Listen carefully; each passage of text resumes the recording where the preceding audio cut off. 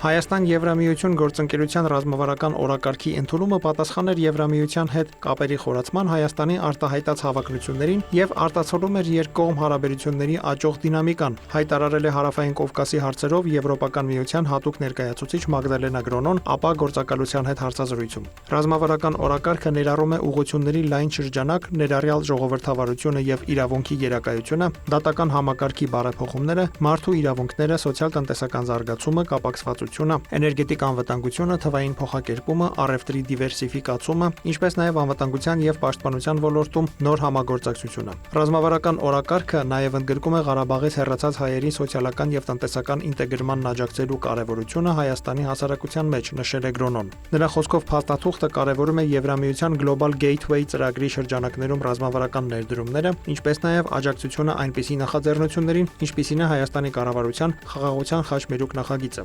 Անդրադառնալով Հայաստանում Եվրամիության քաղաքացիական դիտորդական առաքելությանը, Գրոնոն նշել է, որ առաքելության մանդատի եւ գործունեության ապագայի վերաբերյալ քննարկումները կանցկացվեն Երևանի եւ Բրյուսելի միջև պատշաճ ժամկետներում, հաշվի առնելով խաղաղության գործընթացում զարգացումները։ Հայաստան-Ադրբեջան խաղաղության գործընթացի մասին Եվրամիության ներկայացուցիչը նշել է, որ 2025 թվականի օգոստոսի 8-ին խաղաղության համաձայնագրի նախաստորագրումից ի վեր արձանագրվել են մի շարք դրական քայլեր, որոնք Եվրամիությունը ողջունել է։ Նրա խոսքով Եվրամիությունը ներկա իրավիճակը դիտարկում է որպես նոր պատմական հնարավորություն Հարավային Կովկասի համար։ Պաշտոնյան նշել է, որ Եվրամիությունը վճռական է տրամադրված աջակցելու տարածաշրջանում խաղաղության առաջմղմանը եւ ամրապնդելու համագործակցությունը Հարավային Կովկասի երկրների հետ։ ԵՄ ներկայացուցիչը հավելել է, որ Բրյուսելի համար առանցքային ռազմավարական շահերից է բխում տարածաշրջանում խաղաղության, կայունության եւ բարգավաճման խթանմանը, ինչպես նաեւ Հարավային Կովկասի, Կենտրոնական Ասիայի եւ ավելի լայն տարածաշրջանի միջև կապերի ամրապնդմանն աջակցելը։ Նախիջևանի երկաթուղու վերականգնմանը Եվրամիության աջակցության վերաբերյալ Գրոնոն նշել է, որ այն Բրյուսելի համար տարածաշրջանային կապակցվածության խթանման առանցքային տարրերից մեկն է։ Պաշտոնյան տեղեկացրել է, որ այժմ աշխատանք է ընթանում ուսումնասիրություն սկսելու եւ համատեղ գործունեության պարամետրերը որոշելու ուղղությամբ։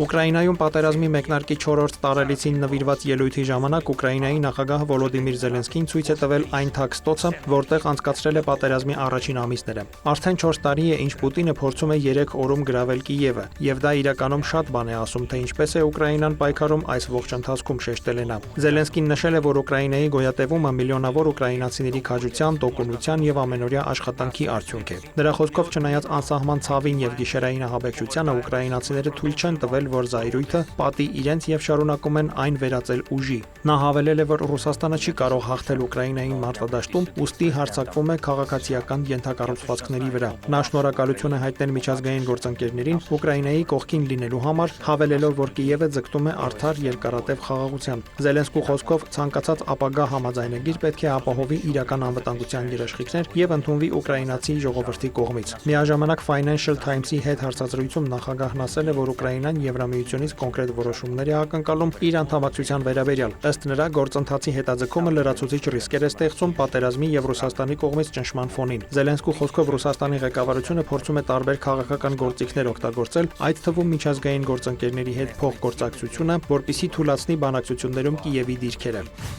Եվրահանձնաժողովի ղեկավար Ուրսուլա ֆոն դեր Լայենը ժամանել է Կիև Ուկրաինայում պատերազմի մեկնարկից ի վեր 10-րդ անգամ։ Նրան ուղեկցում են Եվրոպական խորհրդի նախագահ Անտոնիո Կոշտան, Խորվաթիայի, Լատվիայի, Էստոնիայի, Իսլանդիայի, Դանիայի, Շվեդիայի, Նորվեգիայի վարչապետները, Լիտվայի պաշտպանության նախարարը եւ Ֆինլանդիայի նախագահը։ Ուրսուլա ֆոն դեր Լայենը նշել է, որ Ուկրաինայի է ժամանել վերահաստատելու համար, որ Եվրոպան անսասան կանգնած է Ուկրաինայի կողքին, ֆինանսապես, ռազմական առումով եւ դաժան զմռան պայմաններում, ինչպես նաեւ ընդգծելու Բրյուսելի հանձնառությունն Ուկրաինայի արդար պայքարին։ Այստեղ ենք, որպեսզի հստակ ուղերձ հղենք ինչպես ուկրաինացի ժողովրդին, այնպես էլ ագրեսորին։ Մենք չենք նահանջի, քանի դեռ խաղաղությունը չի վերականգնվել, նշել է Եվրահանձնաժողովի ղեկավարը։